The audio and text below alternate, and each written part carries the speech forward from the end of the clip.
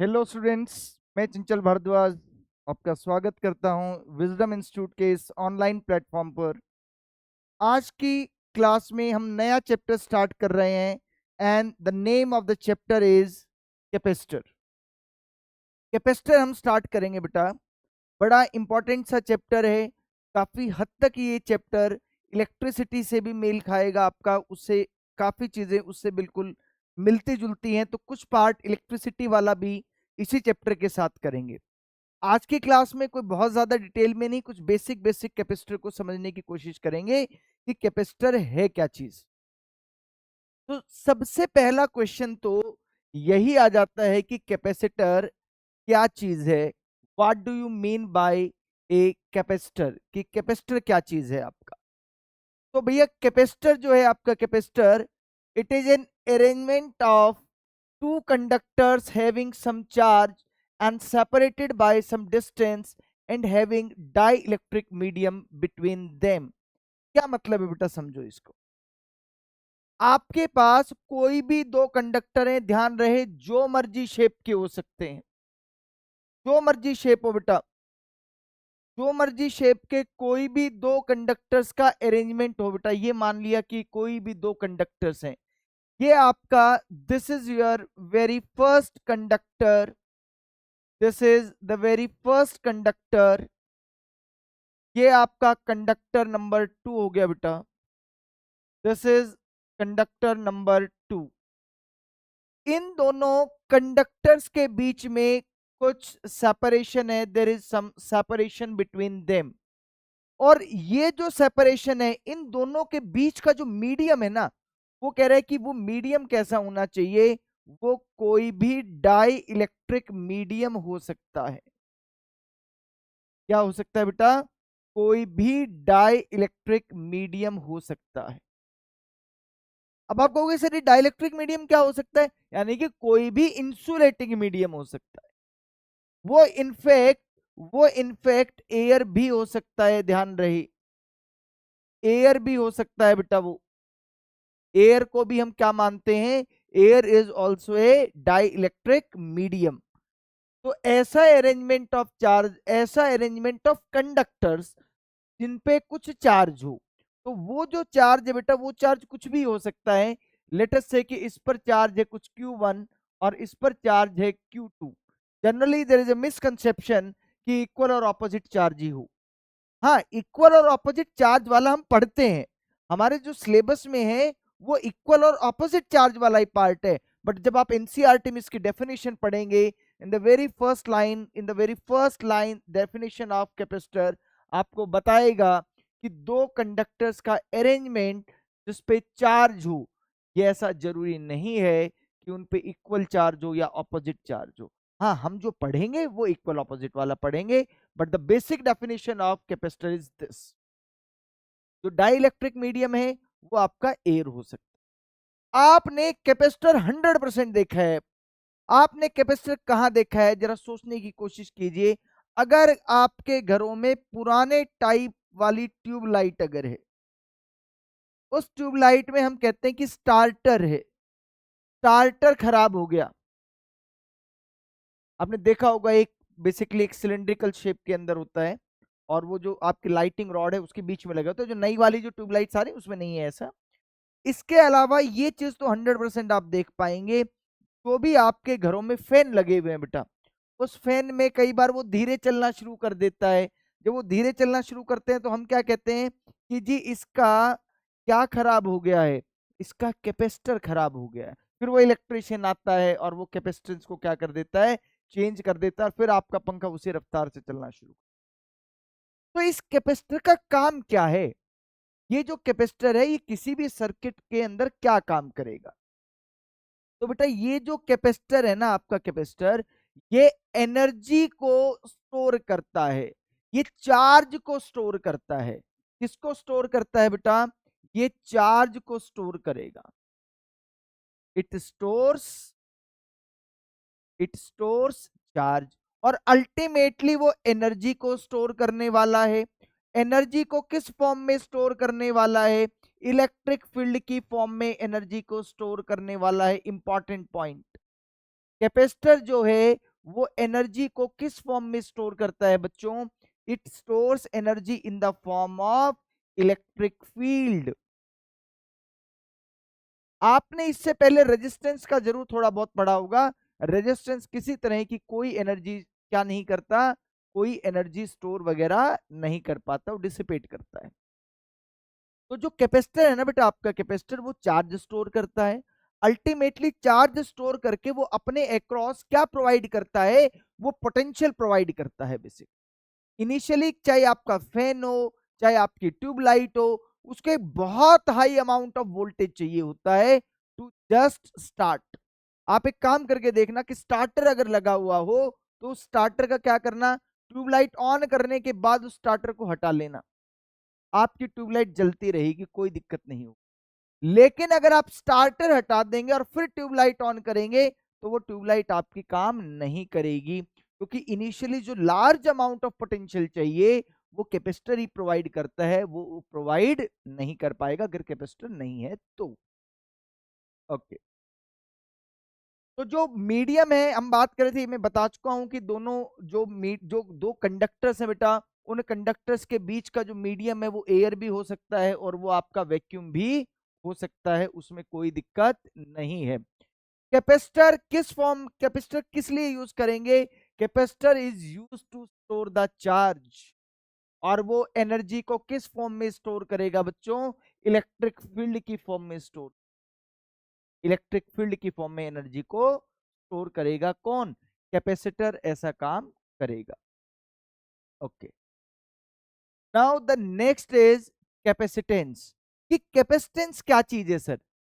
जो आपका कैपेसिटेंस है बच्चों, कैपेसिटेंस है जो आपका, ये क्या बताएगा? ये एबिलिटी है। It is the ability to store charge. कोई भी कैपेसिटर है वो कितना चार्ज स्टोर कर सकता है, वो आपको कौन बताएगा? वो आपको कैपेसिटेंस बताएगा। कैपेसिटेंस यानी कि ability to store the charge. जितनी ज्यादा वैल्यू ऑफ कैपेसिटेंस, जितनी ज्यादा वैल्यू ऑफ कैपेसिटेंस, उतनी ज्यादा एबिलिटी होगी क्या करने की बेटा? चार्ज को स्टोर करने की। यानी कि more is the value of C, more is the value of capacitance, of capacitance,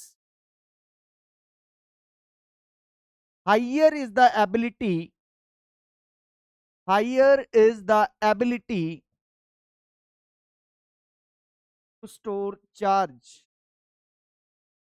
higher is the ability to store charge, और धन। तो ये तो कैपेसिटेंस का मतलब हो गया कि क्या मतलब है वो। अब सर ये है क्या चीज? अब भाई आप एक बात देखिए, आपके पास कोई भी कंडक्टर है बेटा, उस कंडक्टर को जितना भी आप चार्ज दोगे वो डायरेक्टली प्रोपोर्शनल है किसके ऊपर? वो पोटेंशियल के ऊपर है। डायरेक्टली डिपेंड करेगा किसके ऊपर बेटा? वो डायरेक्टली पोटेंशियल के ऊपर डिपेंड करेगा कि कितना चार्ज, जितना ज्यादा पोटेंशियल आप प्रोवाइड करोगे उतना ही ज्यादा क्या हो जाएगा बेटा? Charge store. तो Q is directly proportional to V। और जब मैं प्रोपोर्शनलिटी का साइन हटाऊंगा तो यहां पर एक कांस्टेंट आ जाएगा, जिस कांस्टेंट को क्या कहा जाएगा? इस कांस्टेंट को कैपेसिटेंस कहा जाएगा बेटा। ये जो आपका C आया है, इस C को ही क्या कहा जाएगा? कि ये कैपेसिटेंस है। This is known as the capacitance of capacitor, capacitance of capacitor, capacitor का कैपेसिटेंस कहलाएगा। तो अल्टीमेटली अगर सिर्फ किसको लिखा जाए, सी को अगर लिखें आप बेटा, अगर आप सी को लिखें तो सी को आप कैसे लिख पाएंगे बताओ? आप सी को लिख पाएंगे कैसे? C is equal to Q divided by V, Q divided by V. तो यानी कि सर ये कैपेसिटेंस कुछ भी नहीं है, ये रेशियो है, ratio of charge and voltage, ratio of charge and voltage, charge और वोल्टेज का रेशियो ही क्या कहलाएगा? कैपेसिटेंस कहलाएगा। क्या कहलाएगा? कैपेसिटेंस कहलाएगा। तो यानी कि सर ये जो कैपेसिटेंस है ना, कैपेसिटेंस की अगर यूनिट की बात करूं तो चार्ज की यूनिट तो कूलम्ब होती है, और इसकी ये क्या चीज है? वोल्टेज। तो कूलम्ब पर वोल्ट, और इसी को कहा जाता है फेरेड। तो भैया जो एसआई यूनिट है कैपेसिटेंस की, बेटा जो एसआई यूनिट है, SI unit of capacitance, SI unit of capacitance is farad, is farad, is farad। Clear है ये चीज? तो sir T is equal to Q by V, यानी कि ये रेशियो है चार्ज और वोल्टेज का रेशियो है। क्या है? चार्ज और वोल्टेज का रेशियो है। नाउ द क्वेश्चन इज, अब मैं आपसे एक बात पूछता हूं बेटा, जरा आप सोच करके बताना कि does the value of capacitance depend upon the value of charge and voltage? आपने अभी तो क्या लिखा बेटा? हमने लिखा C is equal to Q divided by V। Now the question is कि सर ये जो कैपेसिटेंस है आपका, क्या ये कैपेसिटेंस चार्ज और वोल्टेज की वैल्यू पर डिपेंड करेगा क्या? आपको फॉर्मूले से जरूर लग रहा है कि ये तो Q और V की वैल्यू पर डिपेंड करता है, बट एक्चुअल में ये Q और V पर डिपेंड नहीं करेगा बच्चों। क्यों डिपेंड नहीं करेगा? क्योंकि सर जिस रेशियो में आप Q को बढ़ाओगे, Q अपने आप में एक सिंगल एंटाइटी नहीं है, चार्ज के साथ तो वोल्टेज भी एसोसिएटेड है, और वोल्टेज के साथ चार्ज एसोसिएटेड है। जिस प्रोपोर्शन में मैं Q को बढ़ाऊंगा उसी प्रोपोर्शन में V बढ़ जाएगा, जिस प्रोपोर्शन में मैं V को बढ़ाऊंगा उसी प्रोपोर्शन में Q बढ़ जाएगा या घट जाएगा। यानी कि ये जो रेशियो है Q by V, this ratio Q by V is constant. ये रेशियो बेटा कांस्टेंट है, ये बात ध्यान रहे। तो नो कैपेसिटेंस, आपको फॉर्मूले से जरूर लग रहा है, but capacitance does not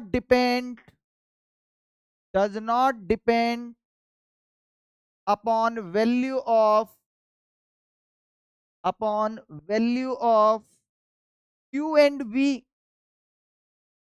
Q और V की वैल्यू पर डिपेंड नहीं करेगा। क्यों डिपेंड नहीं करेगा? जिस प्रोपोर्शन में आप Q को इंक्रीज या डिक्रीज करेंगे, V का जो प्रोपोर्शन, उसी प्रोपोर्शन में वो वैल्यू इंक्रीज या डिक्रीज हो जाएगी। तो ये जो C की वैल्यू है बेटा, ये इस पर डिपेंड बिल्कुल नहीं करेगी, किसी भी हालत में डिपेंड नहीं करेगी। क्लियर है क्या? बोलो बेटा, ये उस पर डिपेंड नहीं करेगी। अब जैसे आपने पढ़ा, रेजिस्टेंस पढ़ा, सेल पढ़ा, बैटरी पढ़ा, इन सब का अपना एक इलेक्ट्रिकल सिंबल था। तो ऐसे ही अगर मैं बात करूं कैपेसिटर की बेटा, तो कैपेसिटर का सिंबल या तो इस तरीके का हो सकता, कुछ बुक्स में ये सिंबल बेटा ऐसे मिल जाता है आपको, सॉरी,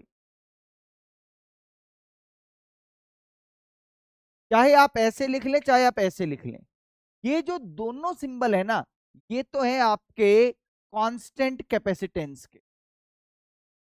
ये दोनों सिंबल है आपके बेटा किस चीज के? कांस्टेंट कैपेसिटेंस के बेटा, कांस्टेंट कैपेसिटेंस के।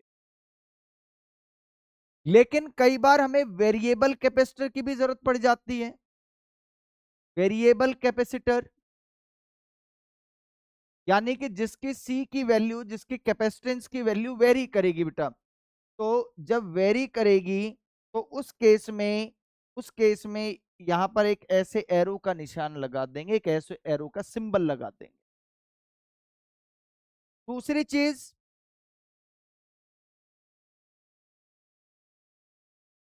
ऐसे यहां पर एरो लगा दो।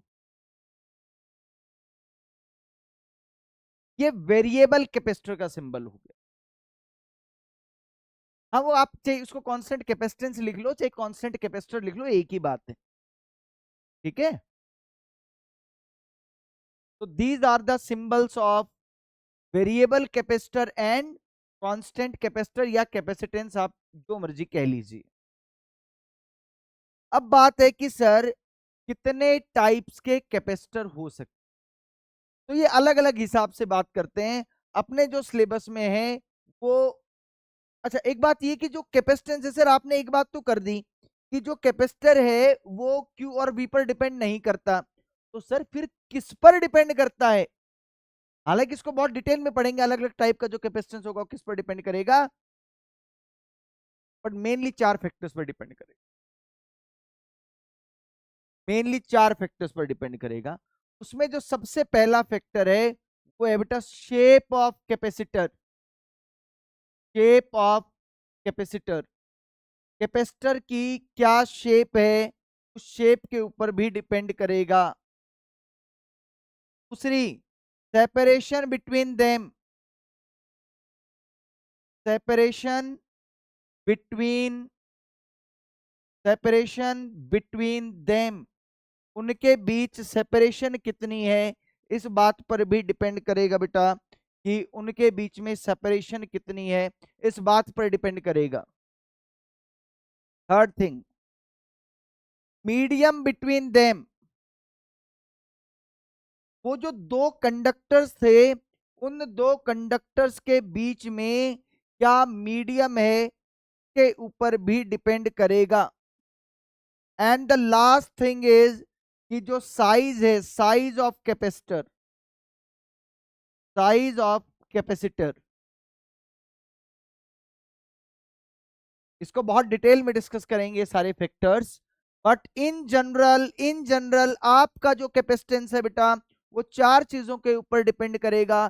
किन किन चार चीजों के ऊपर? उसका शेप, उसका साइज, उन दोनों कंडक्टर्स के बीच में जो मीडियम है वो, and the last factor is वो क्या है आपका, एक और फैक्टर है, उन दोनों के बीच सेपरेशन कितनी है। इन चार फैक्टर्स के ऊपर ही क्या डिपेंड करने वाला है, इन चार फैक्टर्स के ऊपर आपका कैपेसिटेंस डिपेंड करेगा। ओके, तो on the basis of shape there are three types of capacitor. Shape के हिसाब से, यानी अपने जो सिलेबस में है वो तीन तरह के कैपेसिटर्स हैं। ये जो पहला कैपेसिटर है बच्चों, पहला जो कैपेसिटर है वो है आपका spherical capacitor. Spherical capacitor, spherical capacitor. आपके इस माइनर में फ्रिक्शन भी आ रहा है ना इस बार, फ्रिक्शन का वीडियो आप देख लेना। ठीक है, स्फेरिकल कैपेसिटर। दूसरा जो है आपका वो क्या है, वो सिलेंड्रिकल कैपेसिटर है, सिलेंड्रिकल कैपेसिटर है, cylindrical capacitor. And the third one is, तो मोस्ट ऑफ द चैप्टर जो चलेगा वो है parallel plate capacitor, parallel plate capacitor. तीन तरह के capacitor on the basis of their shape, उनके शेप के ऊपर डिपेंड करते हुए तीन तरीके का हम क्या करेंगे, तीन तरीके का कैपेसिटर पढ़ेंगे। स्फेरिकल कैपेसिटर, सिलेंड्रिकल कैपेसिटर, और तीसरा है आपका पैरेलल प्लेट कैपेसिटर। ये तीन अपने सिलेबस में इन तीनों को ही डिस्कस करेंगे। ये तीन टाइप के आपके क्या हैं, कैपेसिटर से। अब देखो कुछ छोटी छोटी मगर मोटी बातें, बड़ी इंपॉर्टेंट बातें। देखो अभी हमने बात की बेटा क्या, कि कोई भी कंडक्टर्स हैं दो, उनके ऊपर चार्ज होना चाहिए, उनके बीच में कुछ सेपरेशन होनी चाहिए। ये जो अरेंजमेंट था, यही अरेंजमेंट क्या कहलाया आपका, कैपेसिटर्स कहलाया। लेकिन अब हम जो पढ़ेंगे, पहली बात हम जो कंसिडरेशन में रहेगा हमारे, वो रहेगा बेटा कौन सा, इक्वल एंड ऑपोजिट चार्ज। हम जो अरेंजमेंट ऑफ कैपेसिटर पढ़ेंगे, चाहे सिलेंड्रिकल पढ़ें, चाहे पैरेलल पढ़ें, चाहे स्फेरिकल पढ़ें, उसमें एक जो आपका कंडक्टर रहेगा उस पर बेटा प्लस क्यू चार्ज रहेगा, तो दूसरे वाला जो है उस पर माइनस क्यू चार्ज रहेगा। ओवरऑल अगर हम बात करें कि नेट चार्ज क्या होगा बच्चों, तो नेट चार्ज ऑन कैपेसिटर तो जीरो हो जाता है। नेट चार्ज ऑन कैपेसिटर तो बेटा क्या हो जाता है आपका, जीरो हो जाता है। लेकिन अगर कभी बात किया जाए कि charge on capacitor,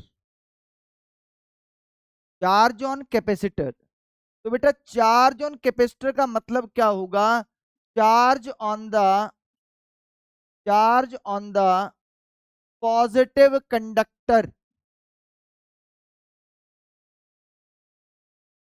charge on the positive conductor. जो भी आपका पॉजिटिव वाला जो प्लेट रही होगी या जो भी कंडक्टर रहा होगा, उसका जो चार्ज है वही क्या कहलाएगा, चार्ज ऑन कैपेसिटर कहलाएगा। पॉजिटिव वाला चार्ज ही आपका क्या होगा, चार्ज ऑन कैपेसिटर होगा आपका।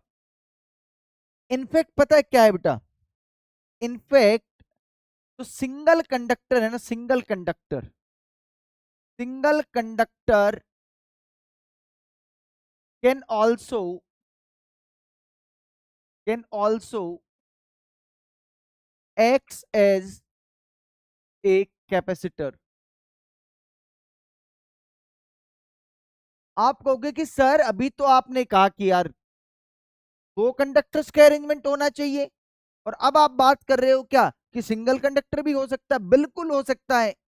लेकिन इस केस में क्या होगा बेटा, आपका जो दूसरा कंडक्टर है, जो सेकंड कंडक्टर है आपका, सेकंड कंडक्टर कहां होना चाहिए, second conductor is assumed to present at infinity, is assumed to be present, present at कहां पर, इन्फिनिटी के ऊपर मान लिया जाएगा कि जो दूसरे वाला जो कंडक्टर है वो इन्फिनिटी के ऊपर रखा हुआ है। ठीक है, हालांकि इस तरह के जो कैपेसिटर होता है उसको आइसोलेटेड कैपेसिटर कहेंगे, वो भी हम पढ़ेंगे। यानी कि कुल मिलाकर के हम इस तरीके का पार्ट पढ़ने वाले हैं। इस पर प्लस क्यू चार्ज, इसका वोल्टेज V पॉजिटिव हो गया बेटा। तो दूसरा है इस पर आपका माइनस क्यू चार्ज, इसका पोटेंशियल V नेगेटिव हो गया।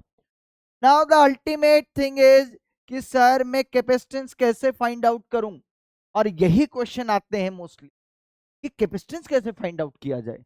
तो कैपेसिटेंस इज इक्वल टू क्या होगा आपका, charge on any plate divided by delta we. जो भी दो कंडक्टर्स हैं उन दोनों प्लेट्स के बीच का, या उन दोनों कंडक्टर्स के बीच का जो पोटेंशियल डिफरेंस आएगा, वही हमारे लिए किसका काम करेगा, वही हमारे लिए डेल्टा वी का काम करेगा। क्लियर है बेटा, इन दोनों प्लेट्स के बीच में, इन दोनों प्लेट्स के बीच में जो ये इलेक्ट्रिक फील्ड भी रहेगा भैया, क्योंकि एक पे पॉजिटिव चार्ज है बेटा, एक पर नेगेटिव चार्ज है, तो इनके बीच में जो ये इलेक्ट्रिक फील्ड रहेगा, it depends upon the value of Q, depends on value of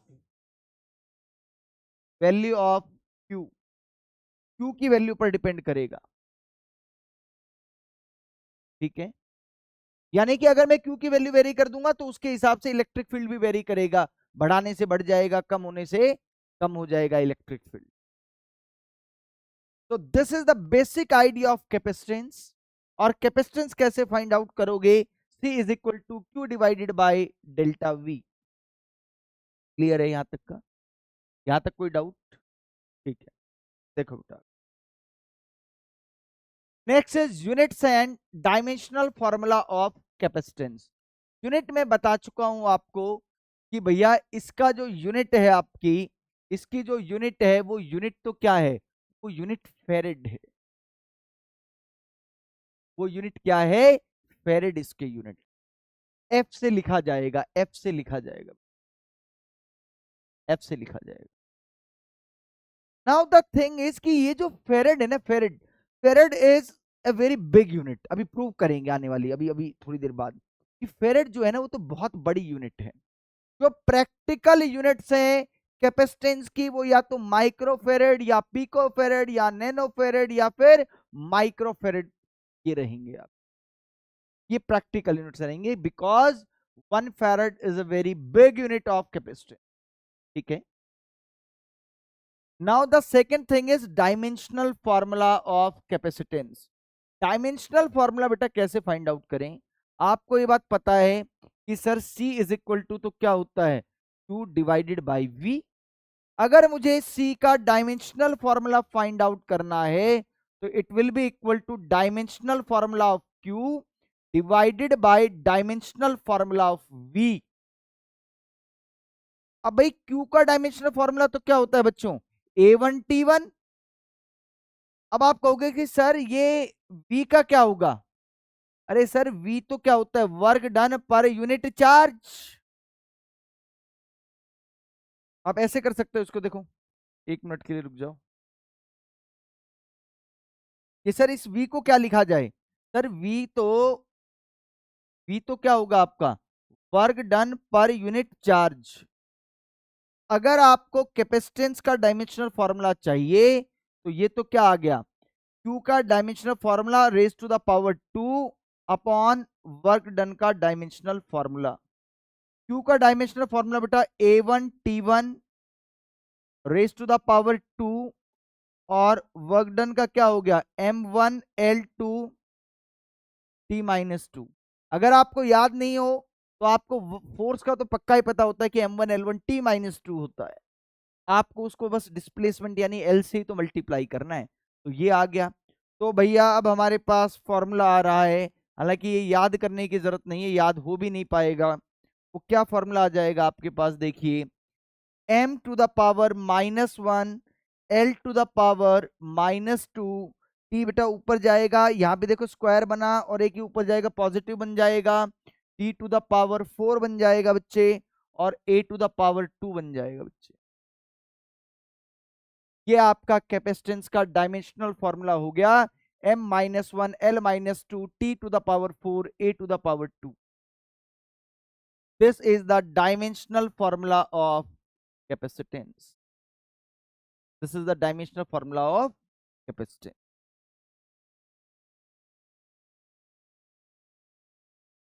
ठीक है।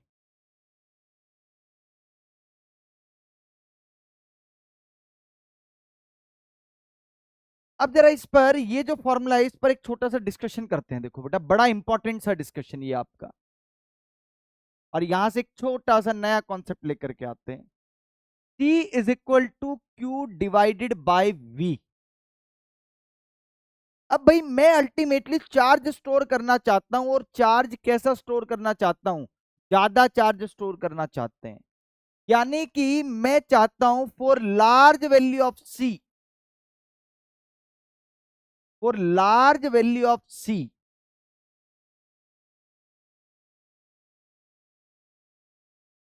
And for a given charge.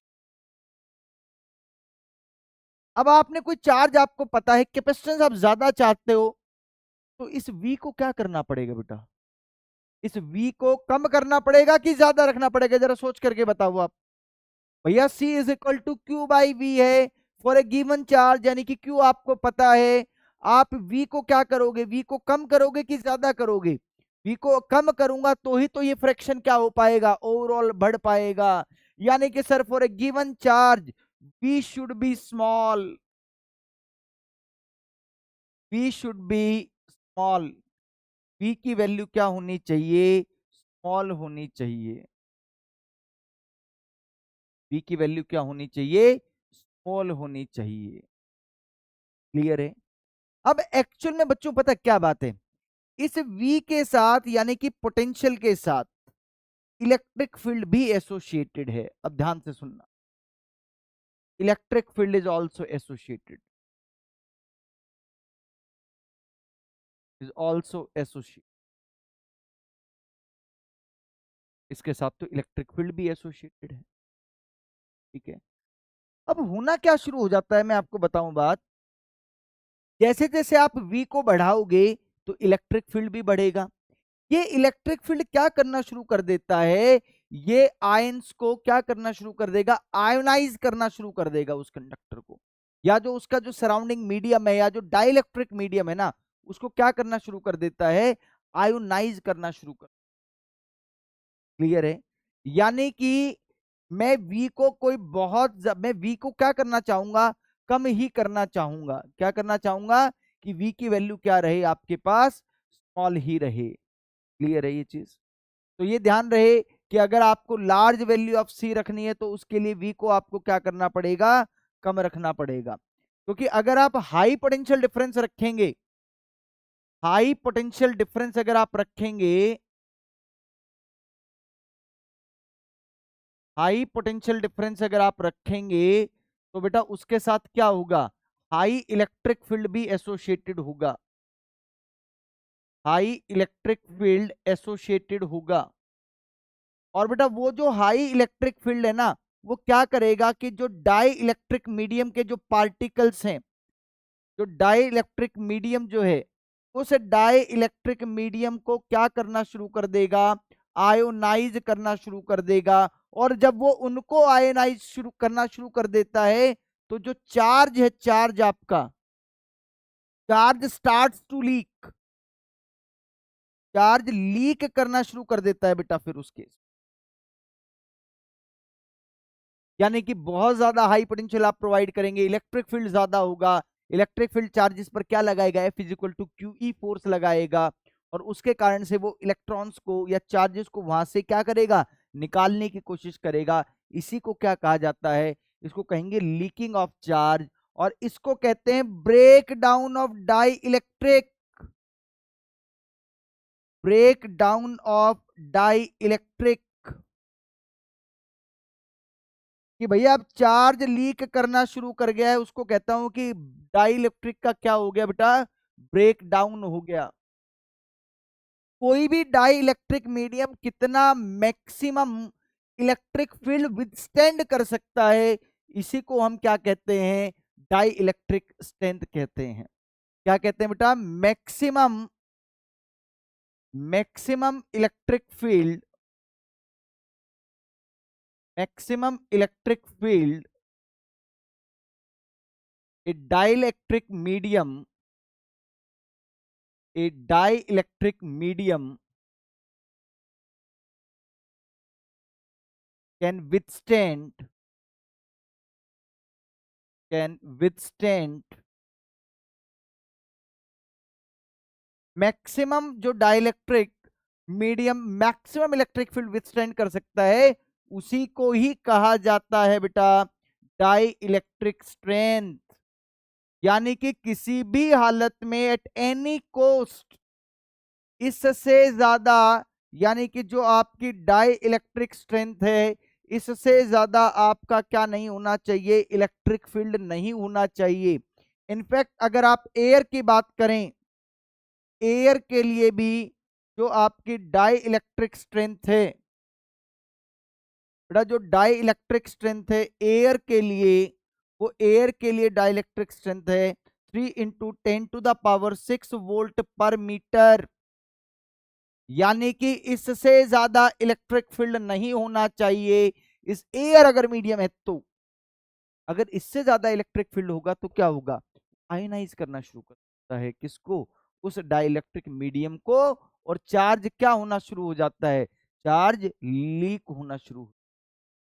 फटाफट से देखो क्या क्या पढ़ा। कैपेसिटर क्या चीज है बेटा, कैपेसिटर बेसिकली दो कंडक्टर्स का क्या है, अरेंजमेंट है जिन पर कुछ चार्ज होगा, they are separated by by a medium जिसको डाइलेक्ट्रिक मीडियम कहेंगे। एयर भी क्या है, air is also dielectric medium. और डाइलेक्ट्रिक मीडियम से घबराने की जरूरत नहीं है, वो बेसिकली क्या चीज है, कोई भी इंसुलेटर हो सकता है। कैपेसिटर फिर आपने पढ़ा, कैपेसिटेंस आपने पढ़ा। तो यानी कैपेसिटर क्या करेगा, चार्ज को स्टोर करेगा, किस फॉर्म में स्टोर करेगा, इलेक्ट्रिक फील्ड की फॉर्म में स्टोर करेगा। वो बेसिकली एक हाई पोटेंशियल प्रोवाइड करता है इनिशियली किसी भी इंस्ट्रूमेंट को जब जरूरत होगी। अगली चीज कि सर कैपेसिटेंस आया, अगली टर्म कैपेसिटेंस क्या बता रहा था बेटा आपको, कैपेसिटेंस आपको ये बता रहा था कि कोई भी जो कैपेसिटर है उसकी क्या एबिलिटी है वो चार्ज को स्टोर करने की। जितनी ज्यादा कैपेसिटेंस की वैल्यू उतना ही ज्यादा ability to store the charge. और वो जो आया सी, वो that is a ratio of charge and voltage. लेकिन सी की वैल्यू क्यू और वी पर डिपेंड नहीं करेगी, वो इंडिपेंडेंट है। वो किस पर डिपेंड करेगी? शेप पर, साइज पर, मीडियम पर, और किसके ऊपर? शेप पर, साइज पर, मीडियम पर, और उन दोनों के बीच में कितनी सेपरेशन है, इस चीज के ऊपर वो डिपेंड करेगी। कौन? Capacitance. Depending upon the shape, हमने कहा कि तीन तरह के कैपेसिटेंस हो सकते हैं, कैपेसिटर हो सकते हैं। कौन कौन सा आपका हो सकता है? आपका स्फेरिकल हो सकता है, सिलिंड्रिकल हो सकता है, और पैरेलल प्लेट कैपेसिटर हो सकता है। तीन तरह के ये हो सकते हैं। जो इसकी यूनिट है वो फेरेड होगी, कैपेसिटेंस की यूनिट क्या होगी? वो फेरेड होगी।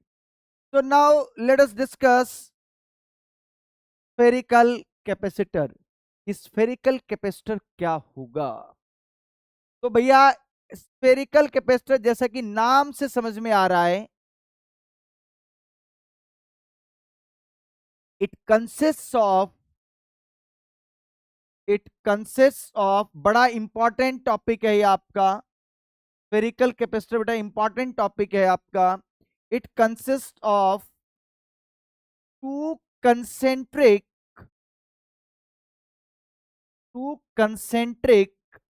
Spherical shells.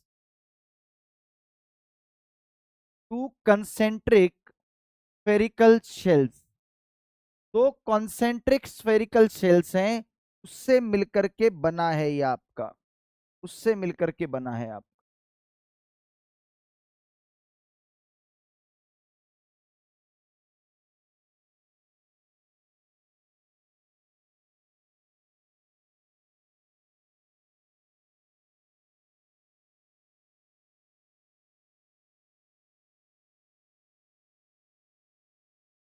ये देख लो,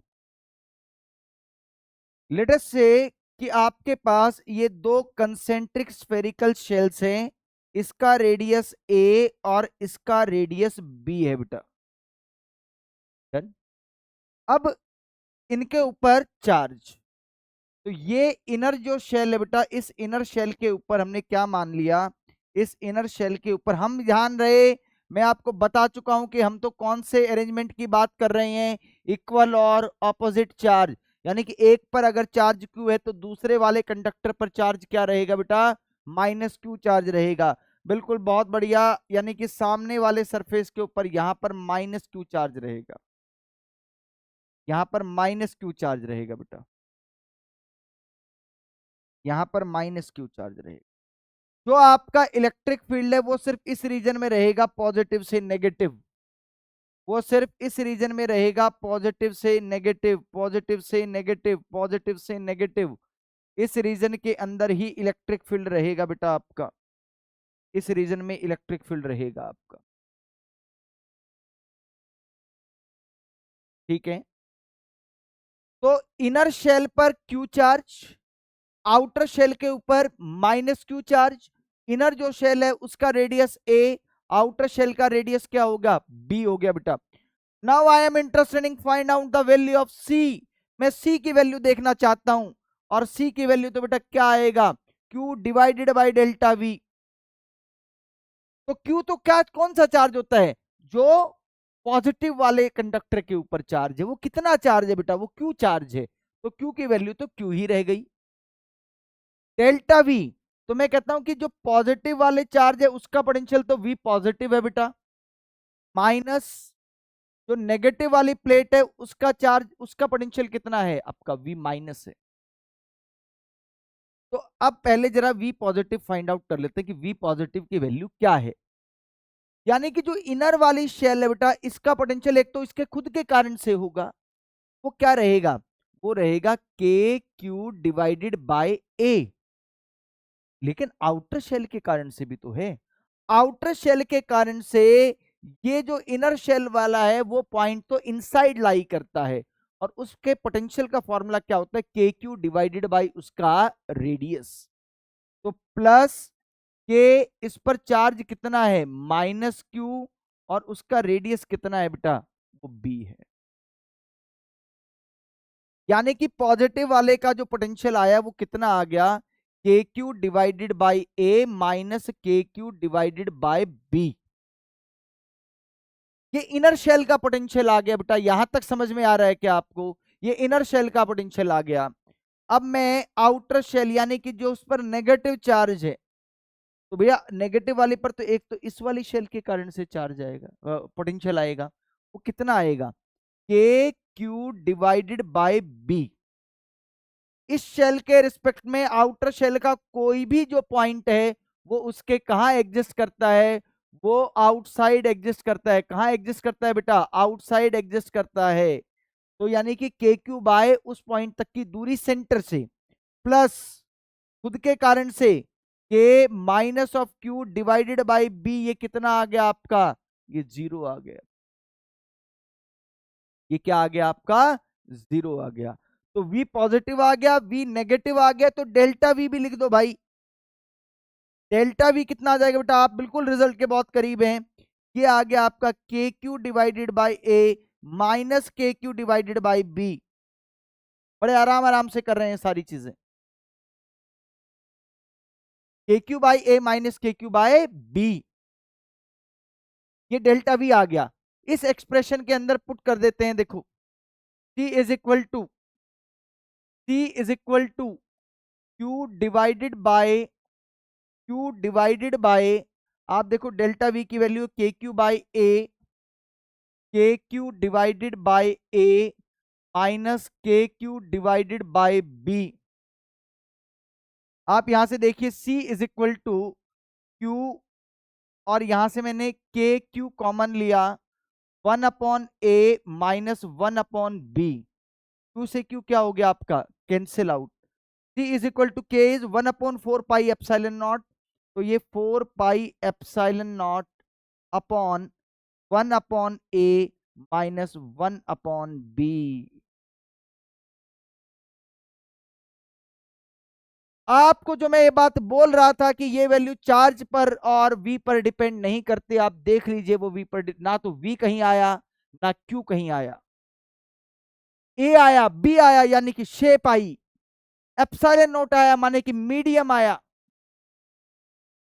और A और B आ गया तो आप ये भी समझे कि थिकनेस भी आ गई, दोनों के बीच की सेपरेशन भी आ गई। इसको इस फॉर्मेट में याद रखेंगे बच्चों।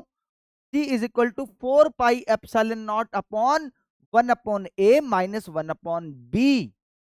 इसको कई बार इस फॉर्मेट में भी लिखा जाता है बच्चों। C is equal to 4 pi epsilon naught upon, ये जो है यहां से हमने a into B common a into B LCM लिया, और ये b माइनस a आ गया। तो the value of capacitance is 4 pi epsilon naught a into B divided by b minus a। जहां जैसी जरूरत होगी वहां वैसा फॉर्मूला इस्तेमाल कर ली। क्या फॉर्मूला हो गया capacitance of a spherical capacitor का बच्चों? 4 pi epsilon naught upon 1/a minus 1/b, या 4 pi epsilon naught a into B divided by b minus a। Obvious है बड़े वाले में से ही छोटे वाला माइनस होगा, ये वैल्यू पॉजिटिव आएगी, नेगेटिव नहीं आएगी ये वैल्यू। तो this is the capacitance of spherical capacitor. This is the capacitance of a spherical capacitor. अब बेटा एक बात आप याद करो, एक बात मैंने आपको बताई थी क्या, कि दूसरा चार्ज कहीं इन्फिनिटी, दूसरा जो कंडक्टर है वो कहीं इन्फिनिटी पर भी हो सकता है। मैं वही केस की बात करता हूं। Isolated capacitor, isolated spherical capacitor की बात करते हैं। Isolated spherical capacitor, isolated spherical capacitor में बच्चों क्या होगा? जो सेकंड, या सेकंड की बजाय आप क्या कहें, आप ये कहें कि सर जो आउटर शेल है, outer shell is assumed to present at infinity. वो इन्फिनिटी पर है। अगर इन्फिनिटी पर तो उसका रेडियस क्या होगा? अगर दूसरे वाली शेल इन्फिनिटी के ऊपर प्रेजेंट है तो बेटा उसका रेडियस क्या हो जाएगा? वो भी इन्फिनिटी हो जाएगा। आउटर वाले रेडियस यानी कि बी की वैल्यू क्या होगी आपके पास, इन्फिनिटी होगी। तो आइसोलेटेड कैपेसिटर का एक मतलब तो ये समझ जाना बेटा, आइसोलेटेड कैपेसिटर का मतलब कुल मिलाकर के इन शॉर्ट अगर मैं बात करूं तो ये होगा सर, ये ए, इस पर कुछ चार्ज पॉजिटिव, कितना चार्ज हो इस पर कैपेसिटर डिपेंड नहीं करेगा। यहां पर बेटा जो आउटर वाला था क्योंकि इन्फिनिटी के ऊपर है तो उसका रेडियस क्या हो गया, इन्फिनिटी। तो अब कैपेसिटेंस क्या आएगा आइसोलेटेड कैपेसिटर का। मैं तो कह रहा हूं कि इसका जो रेडियस है वो ए की बजाय क्या मान लो, आर मान लो, बल्कि ये ज्यादा काम आने वाला है। तो बेटा सी की वैल्यू क्या आएगी आपकी, 4 pi epsilon naught 1/a -1/b।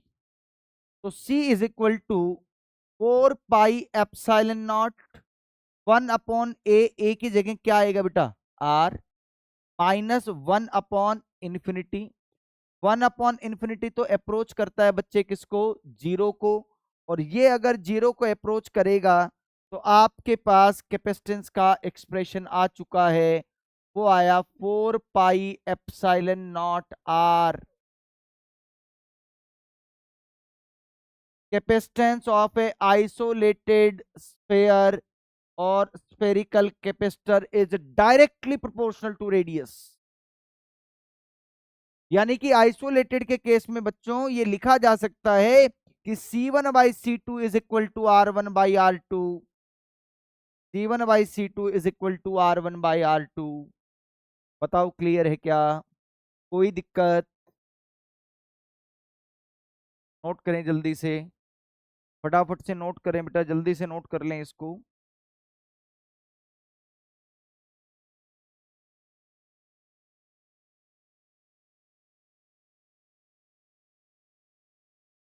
करो जल्दी से।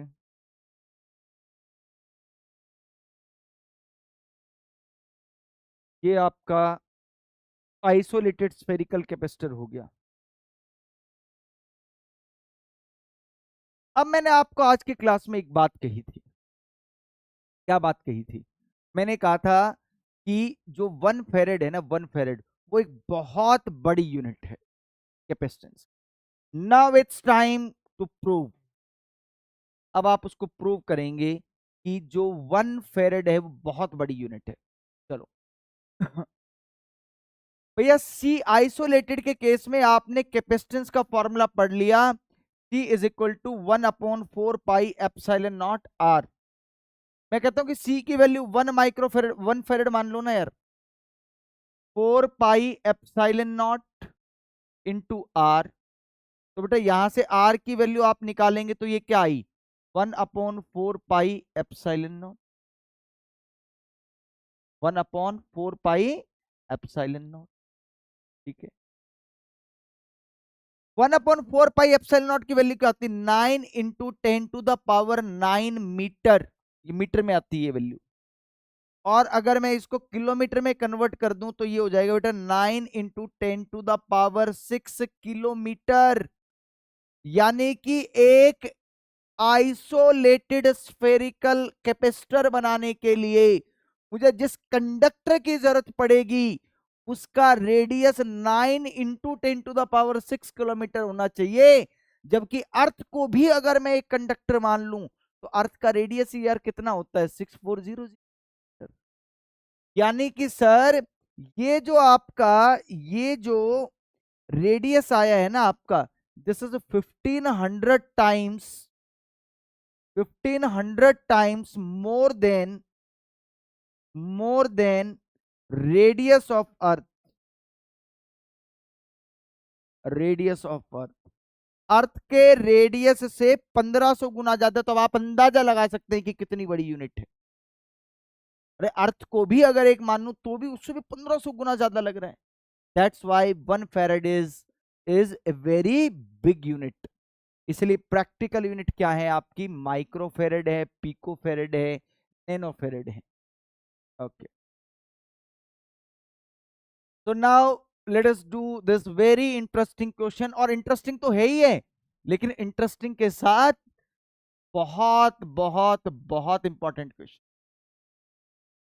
इंपॉर्टेंट इसलिए कि this question has been asked so many times in NEET and JEE Mains, दोनों ही एग्जाम्स में और बिट सेट में, अलग अलग एग्जाम्स में डायरेक्टली इस फॉर्मूले पर क्वेश्चन पूछा जाता है।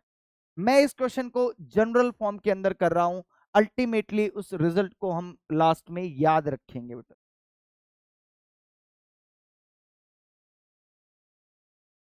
देखो करते हैं जरा, पहले इस क्वेश्चन को समझने की कोशिश करते हैं क्या कहा। हालांकि आपने 11th क्लास में इस तरह के क्वेश्चन 100% किए हैं, वो कहां पर किए हैं हमने, याद करो आप। हमने वो किया था सोप बबल वाले केस, कि कोई सोप बबल थी, या फिर आपने किया था क्या कि वो आपको एनर्जी फाइंड आउट करना था, वर्क डन करना था, स्प्रे वाले केस में जब आप क्वेश्चंस करते थे कि एक ड्रॉप इतने मरकरी ड्रॉप्स इतने ड्रॉप्स में टूट गई, वो सर। आपके पास एन आइडेंटिकल मरकरी ड्रॉप्स हैं, each having capacitance C. N identical drops हैं, एन आइडेंटिकल ड्रॉप्स हैं ऐसे ऐसे आपके पास बेटा एन आइडेंटिकल ड्रॉप्स है। इंपॉर्टेंट क्वेश्चन है, एन आइडेंटिकल ड्रॉप्स है। तो भाई एन आइडेंटिकल ड्रॉप्स हैं तो सभी का कुछ रेडियस होगा। मैं मान लेता हूं कि इनका रेडियस क्या है, स्मॉल आर रेडियस है, और सभी पे भैया क्यू चार्ज मान लो यार, चार्ज भी होगा, कुछ चार्ज होगा। ये सब के सब मिलकर के ये कोएल्स हो गए, या ये मर्ज हो गए, मर्ज होकर के एक बड़ी ड्रॉप बना लेंगे। ये इस बड़ी ड्रॉप का रेडियस तो कैपिटल आर हो गया बच्चों। और इस पर अगर मैं चार्ज की बात करूं तो टोटल चार्ज कितना हो जाएगा, एन क्यू हो जाएगा। मैं इसका पोटेंशियल भी निकाल देता हूं, कोई बात नहीं, हमने इलेक्ट्रोस्टैटिक्स में किया है हालांकि। तो कैपेसिटेंस भी निकाल लेंगे, और आर। ये एक फंडामेंटल रूल रहेगा यहां पर कि टोटल वॉल्यूम तो क्या है भैया, कंजर्व है। पहले इनिशियल वॉल्यूम कितनी थी, एक जो ड्रॉप है उसकी वॉल्यूम है 4/3 pi into small R cube. ऐसे कितनी ड्रॉप्स हैं आपके पास, एन है, तो भैया एन से इसको मल्टीप्लाई कर दो यार आप।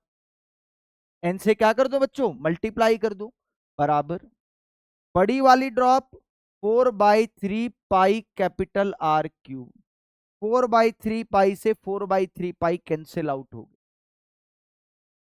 ये क्या आ गया आपके पास, एन इंटू आर क्यूब बराबर कैपिटल आर क्यूब। बेटा ये कितना आ गया आपके पास, आप ऐसे लिख सकते हो n to the power 1/3 into small R is equal to capital R. ये आपके पास रेडियस की फॉर्म में एक्सप्रेशन आ गया कि कैपिटल आर की जो वैल्यू है वो ये वैल्यू आ गई आपकी। क्लियर है। आइसोलेटेड स्फेयर के केस में मुझे ये बात पता है कि C is directly proportional to R। पहले वाले केस में कैपेसिटेंस C था, बाद वाले केस का कैपेसिटेंस क्या है, C डैश है। पहले वाले केस का रेडियस स्मॉल r था और बाद वाले का रेडियस कैपिटल R है। तो C divided by C dash is equal to small r, capital R की वैल्यू बेटा ये रही आपकी n to the power 1/3 into R. यहां से एज इट इज कॉपी कर दी मैंने। अब आप देखो कि यहां से ये कैंसिल आउट हो गया, and the value of C dash is equal to n to the power 1/3 into C, n to the power 1/3 into C. ये डायरेक्ट आ गया, बोलो क्लियर है क्या। ये रिजल्ट डायरेक्टली याद रखूंगा। अच्छा इसमें, इसको है ना ऐसे याद रखा जा सकता है, सुनो, इसको ऐसे याद रखा जा सकता है कि सी डैश तो बड़ी वाली ड्रॉप का आया था, तो capacitance of bigger drop is equal to n to the power 1/3 into capacitance of smaller drop. ये जो आपका रिजल्ट है, ये रिजल्ट बड़ा इंपॉर्टेंट है, ये रिजल्ट डायरेक्टली याद रख लो आप। ये रिजल्ट डायरेक्टली याद होना चाहिए, क्योंकि क्वेश्चन में पता क्या होगा, कभी क्वेश्चन में तो क्या करेगा, बड़ी ड्रॉप को तोड़ देगा छोटी ड्रॉप्स में, कभी छोटी ड्रॉप्स को मिलाकर के बड़ी ड्रॉप बना देगा। अल्टीमेटली होना ऐसे ही। तो capacitance of bigger drop is equal to n to the power, n क्या चीज, आपकी total number of drops, raise to the power 1/3 into capacitance of smaller drop. एक क्वेश्चन कर लेते हैं छोटा सा एग्जाम्पल, आप करना चाहो तो कर सकते हो बेटा। वो क्या कि आपको कह दिया कि आपके पास 1000 ड्रॉप्स हैं, each of capacitance, each of capacitance, मान लो कि ईच ऑफ कैपेसिटेंस है 10 microfarad. they merge they merge to form a single drop। ये एक सिंगल ड्रॉप बना लेते हैं। Find out capacitance of bigger drop, capacitance of bigger drop, बड़ी वाली ड्रॉप का कैपेसिटेंस बताना है आपको। बड़ा सिंपल सा क्वेश्चन है, डायरेक्ट यही फॉर्मूला इस्तेमाल करो डायरेक्टली। 1 मिनट का टाइम दे रहा हूं, फटाफट से यूज करो बेटा।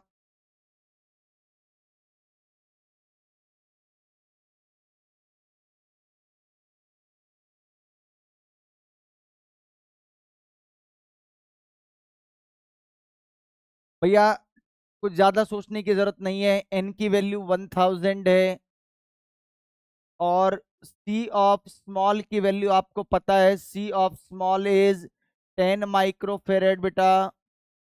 तो C of bigger drop is equal to n to the power 1/3 into C of small.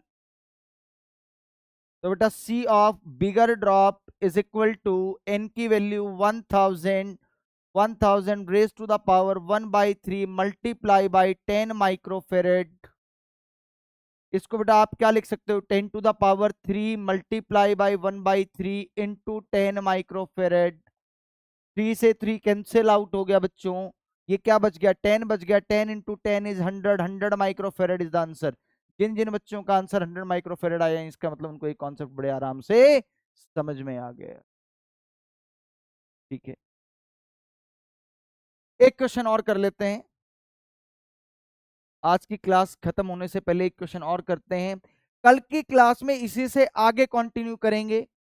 कल की क्लास में इसी से आगे कंटिन्यू करेंगे, करीब करीब 1 घंटे की क्लास रहेगी। ये क्वेश्चन देखिए आप,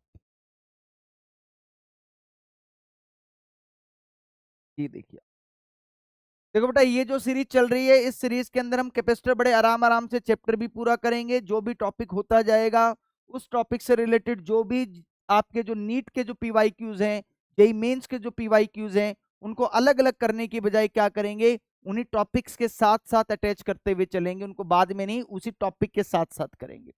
सबसे पहले बड़े बेसिक से क्वेश्चन करेंगे, फिर उसके साथ नीट के क्वेश्चन, फिर मेंस के, और फिर एडवांस के। ठीक है, नीट के हम स्किप भी कर सकते हैं, नीट के तो कर ही लोगे आप अपने आप, कर लेंगे, बट कोई बात नहीं। देखो भैया, the air space of thickness 2 centimetre is filled between two shells have the same capacitance as that of a hollow sphere. सुनो जरा ध्यान से, air space of thickness 2 centimetre is filled between two shells, यानी कि दो concentric shells है। कह रहा है कि उसका कैपेसिटेंस वही है। अच्छा एक बात बताओ, पहले जो डेटा दे रखा है उसके हिसाब से चलो। इनर वाले का रेडियस ए, आउटर वाले का रेडियस बी। इसने कहा कि इनके बीच में जो स्पेस है, यानी कि ये जो स्पेस है बेटा, ये जो स्पेस है, ये जो स्पेस है, ये कहा इसकी थिकनेस 2 सेंटीमीटर है। यानी कि मुझे सर ये वाली थिकनेस पता है 2 सेंटीमीटर है, तो सर ऐसा लिखो आप, b माइनस ए बराबर 2। ध्यान रखना सेंटीमीटर में लिख रहा हूं सब कुछ। डन, आगे देखो, इसका कैपेसिटेंस वही होगा जो किसका होगा, that of a hollow sphere. Hollow sphere का मतलब आइसोलेटेड स्फेयर, और आइसोलेटेड स्फेयर का मतलब यार capacitance 4 pi epsilon naught R. ये कैपेसिटेंस और ये कैपेसिटेंस सेम है। अब एक बात देखो कि रेडियस, उसने कहा है कि स्फेयर ऑफ डायमीटर 1.2 मीटर। तो मुझे आप एक बात बता दो, इसका रेडियस कितना हो जाएगा, मुझे लगता है कि इसका रेडियस तो 60 सेंटीमीटर हो जाएगा। गड़बड़ नहीं करनी है उसको 1.2 मीटर लिख करके या 0.6 लिख करके। आपने पहली इक्वेशन सेंटीमीटर में लिखी है, ये इक्वेशन भी सेंटीमीटर में आनी चाहिए। तो ये 60 सेंटीमीटर आ गया बच्चों। ये किसके बराबर होगा? ये इसके कैपेसिटेंस के बराबर। This is not isolated capacitor. इसकी वैल्यू क्या होगी?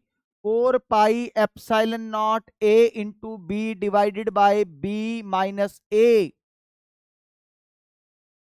डन। तो सर 4 पाई एप्सिलॉन नॉट से 4 pi epsilon naught cancel out हो गया सर। आर की वैल्यू 60 है sir. A into B divided by b minus a की इक्वेशन 2 है। ए इंटू बी की वैल्यू बेटा 120 आ गई। ये सेकंड इक्वेशन। आपके पास बी माइनस ए है, आपके पास ए इंटू बी है। एक तरीका तो ये हो सकता है कि ए की वैल्यू निकाल करके यहां सब्स्टिट्यूट करो, क्वाड्रेटिक बनाओ, सोल्व करो। मैं थोड़ा सा एक थोड़ा सा अच्छा मेथड कर रहा हूं, हो सकता है कि मुश्किल लगे, बट मुझे लगता है कि वो ज्यादा अच्छा मेथड है। आपके पास ए इंटू बी की वैल्यू, याद करो 10th क्लास में किया है ऐसा काम आपने। आपको ए प्लस बी की वैल्यू पता है या ए माइनस बी की वैल्यू पता है? आप एक बात बताओ, क्या मैं ऐसा लिख सकता हूं कि सर ए प्लस बी बराबर ए प्लस बी का whole square it can be equal to, क्या हो सकता है ये? ए माइनस बी का होल स्क्वायर प्लस 4ab। बोलो ऐसा होता है क्या? A square plus b square minus 2ab plus 4ab करोगे तो अल्टीमेटली ए प्लस बी का होल स्क्वायर ही बन जाएगा। आपके पास ए माइनस बी की वैल्यू है क्या? बिल्कुल है, 100% है। ए माइनस बी या बी माइनस ए की वैल्यू क्या है आपके पास? ये वैल्यू 2 है। 2 का स्क्वायर 4 हो गया बेटा। 4 इंटू ए इंटू बी की वैल्यू भी है क्या आपके पास? आपके पास ए इंटू बी की वैल्यू कितनी है? 120 है। ए प्लस बी का होल स्क्वायर बराबर, कहीं कोई कैलकुलेशन में गड़बड़ ना हो ये देखते रहना, ठीक है सब। देखो ये कितना आ गया आपका? 484। 484 होने का मतलब ए प्लस बी की वैल्यू कितनी आ गई आपके पास? ए प्लस बी की वैल्यू कितनी आ गई बताओ? 484। मुझे लगता है कि ए प्लस बी की वैल्यू 22 आ गई। करके देख लो ना।